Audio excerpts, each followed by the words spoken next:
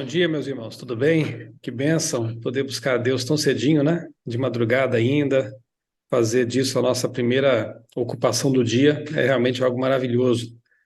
Deus abençoe grandemente aí vocês nesse propósito de manter comunhão com Ele. Eu não podia recusar o convite do meu professor de inglês, né? Então, quando ele comentou deste grupo aqui de oração, de comunhão, eu fiquei feliz de saber que existe, porque isso é um cumprimento profético, né? Ellen White diz que nos últimos dias realmente o povo de Deus estaria reunido em pequenos grupos, buscando o poder do alto. E eu quero estar junto, né? Então, obrigado pelo convite. E eu oro a Deus, estive orando para que realmente seja uma bênção, mais uma vez, né, esse nosso encontro aqui. Aqui em Tatuí, interior de São Paulo, também está fazendo frio. Estamos agora aí com 7, 8 graus de temperatura. Para nós aqui em Tatuí não é tão comum quanto para vocês aí no sul. Apesar de eu ser catarinense, eu já estou aqui há 25 anos, eu perdi um pouco esse costume de sentir frio tranquilamente, né? Então, vocês podem ver pela minha roupa aqui que eu estou preparado, né? Mas é bom demais, né? Estar aquecidos pelo Espírito de Deus. Aliás, o tema de hoje é sobre o Espírito Santo, né? E um dos símbolos do Espírito é justamente o fogo que purifica, o fogo que aquece. O tema é exatamente sobre as obras da carne e o fruto do Espírito. Daqui a pouco eu vou explicar por que quando fala da carne é plural, obras da carne. Mas quando fala daquilo que o Espírito Santo produz é singular, o fruto do Espírito. Nossa maior necessidade, sem dúvida nenhuma, é o batismo do Espírito Santo. É ser capacitados do alto para terminar a obra de pregação do Evangelho.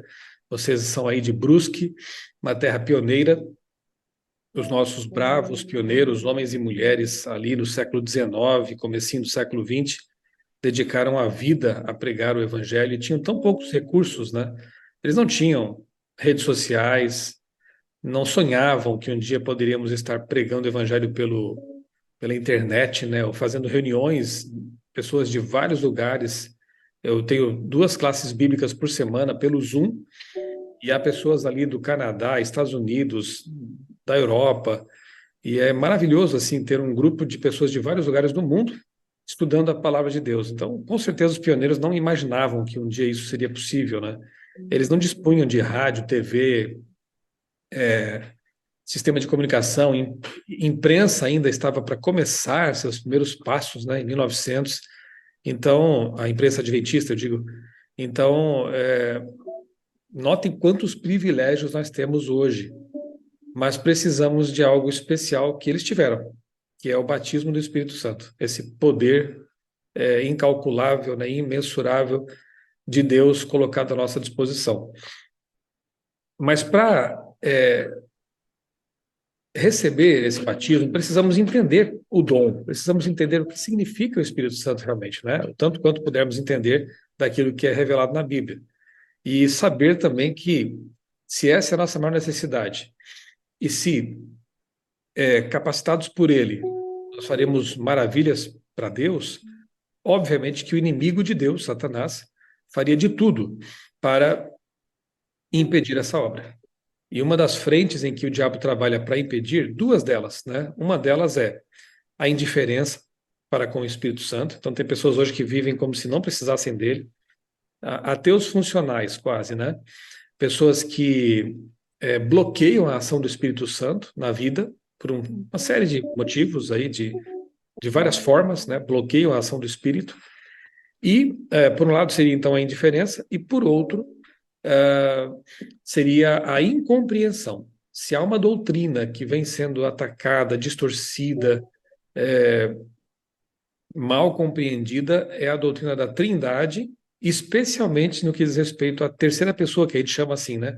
A terceira pessoa, que é o Espírito Santo. Por isso, antes de nós estudarmos aqui Gálatas capítulo 5, 18, 16 até aqui 25, eu quero fazer uma recapitulação com vocês sobre a pessoa do Espírito Santo. Eu preparei aqui um preze, uma apresentação, e quero mostrar para vocês. Depois, se quiserem, eu posso compartilhar também o link aqui dessa apresentação para vocês usarem como quiserem, em pequenos grupos ou na igreja, no consumo pessoal de vocês, para um estudo, eu vou deixar à disposição essa apresentação aqui. Quem é o Espírito Santo? Vamos relembrar?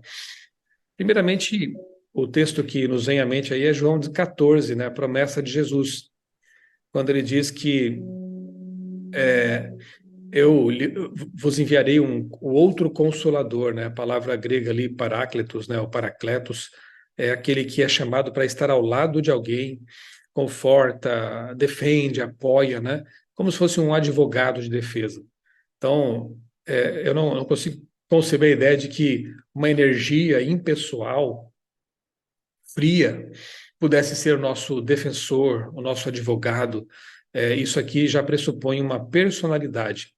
E se Jesus deixou o outro consolador, uma vez que ele mesmo era o consolador prévio, só poderia ser uma pessoa que viria ocupar a função, né, de estar com a igreja aqui na terra, enquanto Jesus, dali para frente, passava a ministrar no santuário celestial. Mais alguns textos só para recordar, né, porque eu entendo que os irmãos conhecem o assunto e deve ser realmente um assunto digno de nossos esforços, né, estudá-lo, conhecê-lo. Alguns outros textos que afirmam a personalidade do Espírito Santo, o Paráclitos de Deus. Atos 15, 28 diz assim: pareceu bem ao Espírito Santo e a nós não impor a vocês nada além das seguintes exigências necessárias. Veja só, o Espírito Santo é colocado juntamente com os apóstolos, com a igreja, como uma pessoa, né? Pareceu bem ao Espírito Santo e a nós.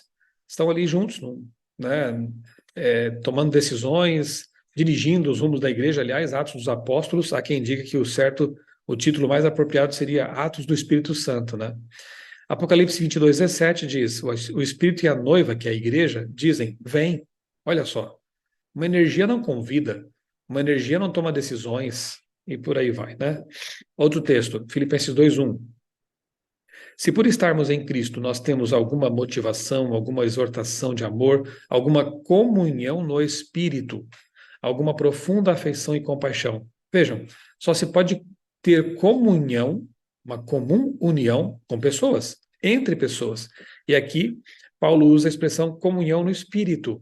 Nós temos comunhão no Espírito Santo, com o Espírito Santo, né? Não se pode ter comunhão com uma energia. Romanos 15, 19. Pelo poder de sinais e maravilhas e por meio do poder do Espírito de Deus. Veja, o Espírito Santo não é um poder meramente, ele tem poder. Olha o que diz o texto: poder do Espírito. Ele não é um poder, ele tem o poder, porque ele é Deus. Aliás, só para recordar também, né, Lucas 1,35, lá o anjo Gabriel diz a Maria que o poder do Espírito descerá sobre você. Né? Mais um texto que fala que ele tem poder, não é meramente um poder.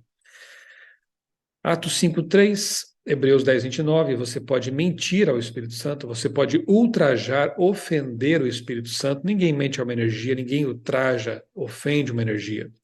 Então, a palavra espírito é empregada em referência a entidades reconhecidamente pessoais, como anjos também. Hebreus 1,14 chama de espíritos ministradores os anjos. E o próprio Deus também é chamado de espírito. E isso não faz dos anjos e tampouco de Deus energias impessoais, coisas, né? A palavra espírito não quer dizer também, na mentalidade hebraica, um fantasma, né? São seres reais, chamados assim na Bíblia. O espírito se alegra, o espírito se entristece, ele anseia, ele sente ciúmes, ou seja, sentimentos normais de uma pessoa estão presentes no Espírito Santo, tanto quanto no Pai e no Filho, né? Aquele que sonda os corações sabe qual é a mente do Espírito. É a condição número 1 para uma personalidade, né? Ter uma mente, ter pensamentos. E aqui é dito que o Espírito Santo tem mente, energia, força, coisas, não tem mente, não tem pensamentos, né? O que mais que podemos lembrar aqui sobre o Espírito Santo? No Antigo Testamento, nós temos textos muito claros com respeito ao Espírito Santo, você pode depois conferir em sua Bíblia. Por exemplo, Isaías 63:10, que menciona o Espírito Santo, e Ezequiel 8, 2 e 3, que inclusive fala da forma do Espírito Santo. Já viram esse texto? É interessante demais. Ezequiel menciona um ser ali, digamos, humanoide, né? Ele tem braços, tem pernas, tem um corpo, embora fosse de fogo, algo assim fantástico na descrição, mas ele diz ali que, inclusive, esse ser, que ele identifica como sendo o Espírito Santo, ele estende o braço e toma o profeta pelos cabelos e o leva para um outro local. Então nós vemos aqui, vou ficar só com essas duas, há outras, né? Menções ao Espírito Santo como uma pessoa no Antigo Testamento. Anote aí os textos, né? E se não deu tempo, você pode depois pegar, como eu disse, essa apresentação e reestudá-la ou utilizá-la para qualquer outra finalidade aí que você tenha em mente, né? A divindade do Espírito Santo. Creio que deu para recordar aqui, então, que ele é uma pessoa, mas será que ele é Deus mesmo? Será que ele é Deus pleno? Será que ele é divino? Olha só, voltando a João 14, Jesus prometeu outro consolador, o que pressupõe o quê, então? Que havia um consolador antes dele, um consolador prévio, que também é identificado como Paráclitos. Jesus, ele é identificado ali por João, e olha que João era muito íntimo de Jesus, hein? Conhece muito bem Jesus, conheceu muito bem Jesus. E João chama Jesus de Consolador, a mesma palavra aplicada ao Espírito Santo. Então, se você crê que Jesus é Deus, e nós temos muitos e muitos motivos para crer nisso, na verdade é uma das bases da nossa fé cristã, então você tem que automaticamente crer que o Espírito Santo também é Deus, porque ele vem ocupar o lugar de Cristo aqui na terra. Ele é o outro Consolador, que vem como outro, porque antes dele já havia um, e esse um era o próprio Jesus.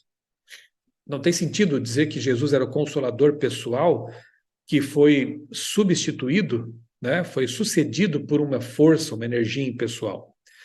Qual é a qualidade da divindade de Jesus? Apenas 3 textos aqui, tá? Todos eles do discípulo mais íntimo de Cristo. Sabe muito bem o que está falando. E entre alguém que nunca andou com Jesus e fala coisas que não fazem sentido, e um discípulo tão íntimo como o discípulo amado João, aquele que estava lá do ladinho de Jesus na Santa Ceia, aquele que acompanhou Cristo nos seus últimos momentos ali na cruz, João, o discípulo amado que lá em Pátimos recebe a visão do Apocalipse, eu fico com o João, obviamente, sem pensar 2 vezes. E João diz: no princípio era o Verbo estava com Deus, e o Verbo era Deus. Todas as coisas foram feitas por ele, e sem ele, nada do que foi feito se fez. Então, João começa o seu evangelho dizendo que, que Jesus é o Criador, que Jesus é a palavra encarnada, que ele é Deus pleno. E lá em João 8,58, tem uma cena bem interessante, em que Jesus ele diz algo assim muito estranho, caso ele não fosse Deus. Ele diz assim: antes que Abraão existisse, eu sou. Como um ser humano, que naquele momento ali tinha por volta de 30 anos, poderia dizer que existia antes de Abraão e ainda por cima usa uma expressão sagrada, que no grego é o ego eimi, e no hebraico corresponde ao anihu. Sim, a expressão que Deus usa lá na sarça ardente para se identificar para Moisés. Diga que o eu sou lhe envia para libertar o povo. É a mesma expressão. Tanto é assim que quando ele fala isso, Jesus, os judeus pegaram pedras para apedrejá-lo. Por quê? Porque ele tinha dito uma blasfêmia. Sim, caso ele fosse apenas um ser humano, aquelas palavras seriam blasfemas. Mas como ele é Deus, estava tudo certo. Eu sou. Toda vez que Jesus diz eu sou a porta, eu sou o pão da vida, eu sou a verdade, o caminho, a verdade e a vida, a expressão grega aí corresponde àquela lá do Antigo Testamento, lá de Êxodo 3,14, aplicada a Yahvé, ao Deus eterno. Portanto, João não tem dúvida nenhuma em apresentar Jesus como ser divino, como Deus. E se o Espírito Santo é o outro que veio para substituí-lo, só pode ser realmente uma pessoa divina também. Agora, alguns textos de Ellen White só para arrematar a questão. Review and Herald, 5 de abril de 1906, ela escreveu: Cristo era, em essência e no sentido mais elevado, Deus. Ele era Deus em essência e no sentido mais elevado. Ele era um com Deus desde a eternidade. Algumas pessoas mal informadas dizem que os pioneiros, como Ellen White, não criam na trindade. De fato, os pioneiros se afastaram de conceitos equivocados de trindade, que já havia na época deles, mas quando voltaram para a Bíblia, estudaram profundamente a Bíblia, eles aceitaram, com certeza, a divindade apresentada nas Escrituras, triuna. Tanto é que há hinos da nossa igreja, lá do tempo do casal White, alguns compostos pelo próprio Tiago White, que já exaltavam o Pai, o Filho e o Espírito Santo. E aqui nesse texto, olha só, do comecinho do século, ela já fala que Jesus é Deus, pleno, em sentido mais elevado. E se é assim com Jesus, com o primeiro Consolador, obviamente que também é com o segundo Consolador que veio para dirigir os rumos da igreja. Em Atos capítulo 5, versos 3 e 4, ali conta a história triste de Ananias e Safira, que foram gananciosos, tentaram enganar a igreja, os apóstolos, e mais do que isso, é dito por Pedro para eles que eles mentiram para Deus. Mas o mesmo Pedro diz que eles mentiram ao Espírito Santo. Afinal de contas, eles mentiram para quem? Para Deus ou para o Espírito Santo? Resposta é: tanto faz, porque o Espírito Santo é Deus. Outro texto. Paulo, em uma passagem lá de 1 Coríntios e uma em 2 Coríntios, ambas no capítulo 6 desses dois livros, ele fala que nós somos templo do Espírito Santo, mas depois o mesmo Paulo diz que nós somos templo de Deus. E agora? De quem somos templo? De Deus ou do Espírito Santo? De novo, a resposta é tanto faz, porque porque o Espírito Santo é Deus, tanto quanto o Filho é Deus e o Pai é Deus. Atributos divinos do Espírito Santo. E aí estão os textos, você pode depois utilizá-los e lê-los na sua Bíblia, né? Ele é eterno, ele tem onisciência, ele é onipresente, ele cria vida, comunica vida, só Deus cria vida. Ele convence do pecado, ele regenera, ele santifica, ele ressuscita, só Deus, só Jesus ressuscita os mortos, o Espírito Santo também, e ele sela o crente. Todos esses aqui são atributos divinos relacionados com o Espírito Santo. Mateus 28, 19, então, é aquele texto que a gente costuma dizer que é matador, definidor, né? Ele é tão claro, tão explícito e tão impossível de ser negado que a última trincheira, a última alternativa dos antitrinitarianos é dizer: esse texto não é autêntico, esse texto foi acrescentado depois, esse texto é falso. Já vou mostrar para vocês como isso é uma falácia diabólica, né? Mateus 28, 19, lembra o que diz o texto? Vão por todo mundo, preguem o evangelho, batizando as pessoas em nome do Pai, do Filho e do Espírito Santo. Esse texto aqui realmente é matador. Por quê? Porque ele coloca os três em igualdade. Pai, Filho e Espírito Santo. Nome, uma força, uma energia, não tem como ser colocada ali em pé de igualdade com o Pai e com o Filho. Então são três pessoas que compõem a divindade, Yahvé ou Yahweh, né? Esse texto é autêntico? Bem, eu vou deixar aqui para vocês uma indicação de estudo, depois de leitura. Em meu blog outraleitura.com.br tem um texto com o título Mateus 28, 19, Falso ou Autêntico? E aí você vai perceber como os manuscritos mais antigos trazem, todos eles, esse texto. Apelar para a história dos textos é um tiro no pé, porque quando você estuda isso, você percebe que esse texto é, sim, veraz, verídico, autêntico, né? Então fica aí a indicação para você ler esse texto. E deixo com vocês aqui um texto de Ellen White, em Testemunhos para Ministros e Obreiros Evangélicos, página 65, em que ela diz o seguinte, ó: Cristo deu aos discípulos a promessa: mas recebereis a virtude do Espírito Santo, ou o poder do Espírito Santo, que há de vir sobre vós. E ser-me-eis testemunhas, tanto em Jerusalém como em toda a Judéia e Samaria e até os confins da terra. Olha aí, alcança até a gente aqui nos confins da terra do Brasil, né? Então, esse é o poder prometido. É por isso que o diabo está desesperado e ele tenta distorcer essa verdade, ele tenta anular na mente das pessoas isso, ele criou o antitrinitarianismo e ou então ele tenta fazer com que as pessoas sejam indiferentes a essa promessa, que não queiram ser batizados com o Espírito Santo, que bloqueiem a mente, encham a mente de filmes e séries e leituras impróprias para que a mente fique travada, fique bloqueada. Essa é a principal frente de atuação do inimigo de Deus. Estejamos atentos a isso. Ou ele distorce, ou ele bloqueia. Portanto, continua aqui Ellen White citando a Bíblia, né? Portanto, ide ensinai todas as nações, batizando-as em nome do Pai, do Filho e do Espírito Santo, ensinando-as a guardar todas as coisas que eu vos tenho mandado. E eis que estou convosco todos os dias até a consumação dos séculos. Amém por essa promessa maravilhosa, né? Agora preste bem atenção, eu até grifei, no que ela diz na sequência. Enquanto essas palavras, quais? Isso que eu acabei de ler. Em nome do Pai, do Filho e do Espírito Santo, enquanto essas palavras estavam nos lábios de Cristo, ele ascendeu, ele subiu, recebendo uma nuvem de anjos e escoltando-o até a cidade de Deus. Ou seja, se você crê que Ellen White foi uma autora inspirada, você precisa levar a sério o que ela diz aqui. Ela não só está dizendo que essas palavras aí de Mateus 28, 19 e 20 são inspiradas, como foram ditas pelo próprio Cristo, saíram dos lábios dele. Então, realmente, ver um pseudo-adventista defender a não personalidade, a não divindade do Espírito Santo, e ainda por cima, apresentar a mentira de que esse texto aqui não seria autêntico, é ir contra a história, é ir contra a Bíblia e contra a própria serva do Senhor, que disse que essas palavras foram ditas pelos lábios de Cristo.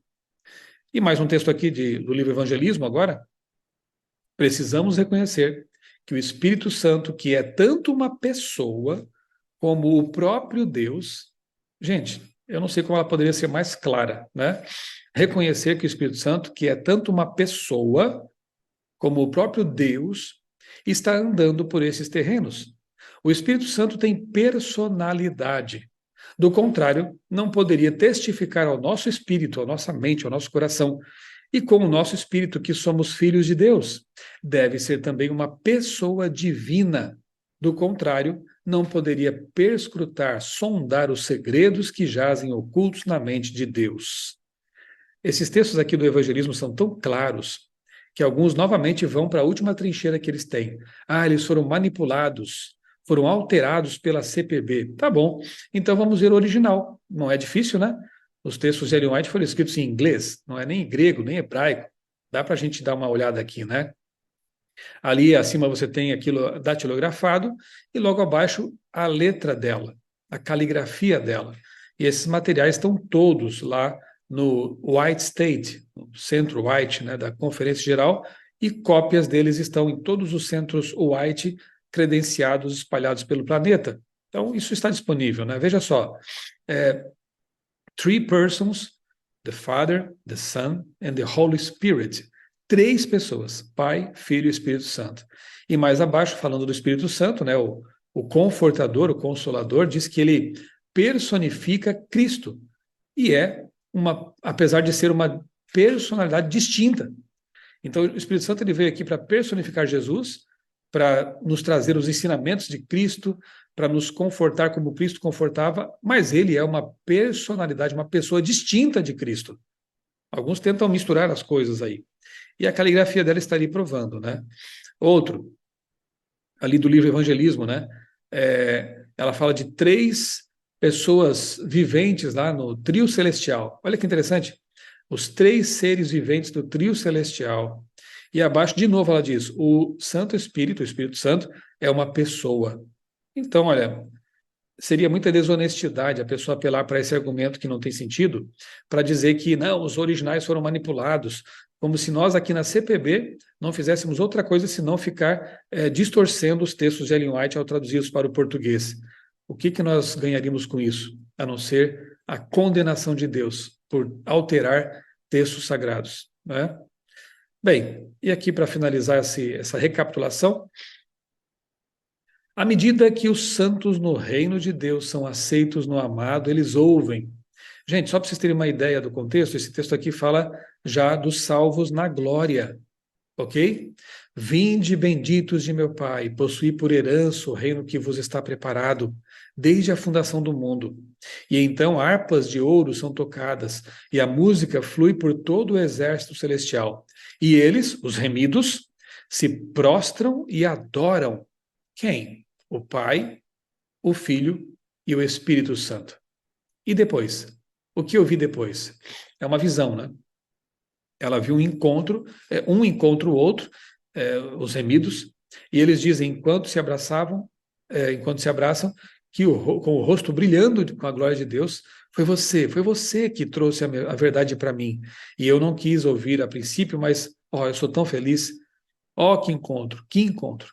Ela está narrando aqui o momento em que nós vamos encontrar pessoas para quem testemunhamos,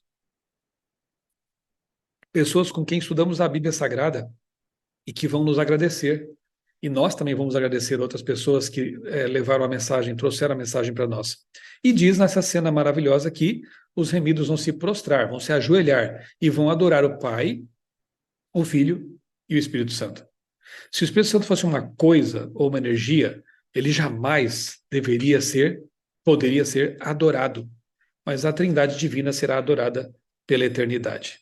É isso, né? Tem vários materiais aqui em meu blog sobre a Trindade. No meu canal também, se você procurar ali no YouTube, coloca no buscador Trindade. Você vai achar vários e vários vídeos que eu já gravei sobre esse assunto, que para mim é bastante interessante, maravilhoso, porque estudar sobre Deus realmente é algo fascinante, né? É um tema que devemos tirar as sandálias, né? Como era nos tempos bíblicos, para estudar, para ler sobre e para pregar, especialmente, porque pregar a mentira sobre Deus é algo muito grave, né? Mas pregar a verdade sobre Deus é algo maravilhoso. Agora sim, isso é só a introdução, agora começa o sermão. Vamos à Bíblia agora de novo. Convido todos a abrirem em Gálatas capítulo 5, que é o tema de hoje, né, do nosso estudo aqui, nessa madrugada com Deus. Gálatas capítulo 5, eu vou começar a leitura do verso 16. Eu entendi que nós precisávamos lembrar quem é o Espírito Santo, para então ler esse texto importantíssimo e saber quem vai produzir em nós esse fruto maravilhoso. Mas começa o texto aqui, essa perícope, esse trecho, né, de Paulo, falando sobre coisas ruins, e depois ele vai para as coisas boas, né? Digo, porém, o seguinte: vivam no Espírito, e vocês jamais satisfarão os desejos da carne. Opa, que coisa, que promessa maravilhosa. Agora já sabemos que viver no Espírito é o quê? Se ele é uma pessoa, nós temos que andar de mãos dadas com ele. Se ele é um ser divino, nós temos que buscá-lo todos os dias. Isso é viver no Espírito, é andar em intimidade, comunhão com Deus, com a pessoa de Deus. Se nós fizermos isso, se andarmos em comunhão com Deus, nós não vamos viver em pecado. Percebeu? O foco do cristão não é viver lutando contra as coisas, mas é lutando para estar em comunhão com Deus. Exatamente o que estamos fazendo agora. Nossa luta diária é para ler a Bíblia, mesmo quando estamos sem vontade. A nossa luta diária é orar, mesmo quando estamos sem vontade. Se nós lutarmos para manter comunhão com Deus, o restante, o que vem depois, é consequência. A vitória é uma consequência, não é o nosso alvo principal. O alvo principal é andar no Espírito. Tudo mais, repito, é consequência. 17. Porque a carne luta contra o Espírito, e o Espírito luta contra a carne, porque são opostos entre si, para que vocês não façam o que querem. É a luta do cristão. Quando a gente aceita Jesus como Salvador, entende tudo isso, é batizado, não termina ali a luta, começa ali a luta. Porque nós nos damos conta de que há uma natureza pecaminosa em nós, que será eliminada somente na glorificação, quando Jesus voltar. Até lá, a batalha será intensa. Da nossa natureza pecaminosa contra a nossa natureza espiritual, que é o novo homem, a nova mulher, que são gerados quando nos convertemos. Essa luta nos acompanha. E a vitória, de um lado ou de outro, depende de quem você alimenta, né? Lógico. Se você alimentar constantemente o velho homem, o homem carnal, como se diz, ele vai vencer. Mas se você alimentar todo o tempo o homem novo, a mulher nova, renascidos, esse ser que ama as coisas de Deus, se você alimentá-lo todos os dias, ele vai vencer. Isso é andar no Espírito. Diz mais o texto. Mas se vocês são guiados pelo Espírito, vocês não estão mais debaixo da lei, ou seja, da condenação da lei. Nós somos livres. E Paulo tratou desse assunto aqui bastante antes de chegar nesse ponto, né? Aqui no começo do capítulo 5, ele fala da liberdade cristã. Nós somos livres quando somos obedientes a Deus, né? Nós somos livres quando somos salvos pela graça, livres para ser fiéis, livres para vencer a carne, livres para obedecer e nos sujeitarmos a Deus. Então, aqueles que andam com Deus de forma efetiva não estão mais debaixo da condenação da lei. Eles são livres. A vida plena que Jesus prometeu. Aí sim, no 19, ele faz uma lista das obras da carne, das obras do pecado. Não esgotam aqui, obviamente, a lista não se esgota aqui. Ele dá alguns exemplos, olha só. As obras da carne são conhecidas e são imoralidade sexual, e a lista é grande nessa questão, né? Se você pode conferir, por exemplo, em Levítico, né? 18, entre outros textos. Essa questão, ela volta também em Apocalipse, naquela listinha que Apocalipse faz de pessoas que, infelizmente, estarão fora da santa cidade. Por exemplo, Apocalipse 21, verso 8, que menciona também a feitiçaria, está aqui na lista, inclusive, né? Então, a imoralidade sexual, em alguns trechos, Paulo traduz como porneia, qualquer desvio de sexualidade daquilo que Deus criou para o homem e para a mulher, é tratado aqui como imoralidade sexual. Isso é uma obra da carne, não vem de Deus. Impureza, libertinagem, eu estou lendo aqui na nova versão, Nova Almeida atualizada, talvez na sua Bíblia tenha alguma diferença de palavras, mas o sentido é o mesmo, né? Libertinagem, idolatria, colocar qualquer coisa em lugar de Deus, ocupar a posição que só Deus deve ter em nossa vida, suprema, é uma idolatria. Feitiçarias, então, ter contato com... Hoje a mídia ajuda muito nisso aqui, né? Infelizmente, né?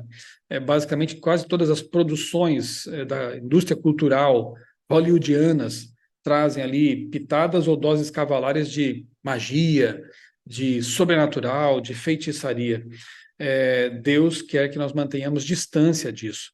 Lá em Deuteronômio, é uma condenação pesada sobre necromancia, consulta aos mortos e feitiçarias e magias, né?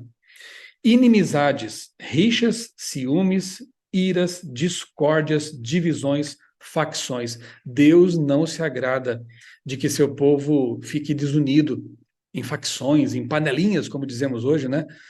Ele quer que nós estejamos unidos no mesmo propósito, que haja unidade na igreja. Note que ele faz uma série ele faz uma lista aqui de palavras que são quase sinônimas, né? Rixas, discórdias, divisões, facções, desunião. Oremos pela unidade do povo de Deus.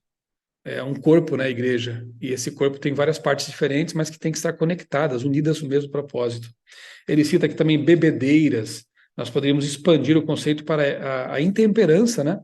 Deus quer que nós evitemos tudo aquilo que obscurece nossos pensamentos, porque isso também atrapalha a nossa comunhão com Deus. Então, evitemos a intemperança, orgias e coisas semelhantes a essas. Tudo isso são obras da carne.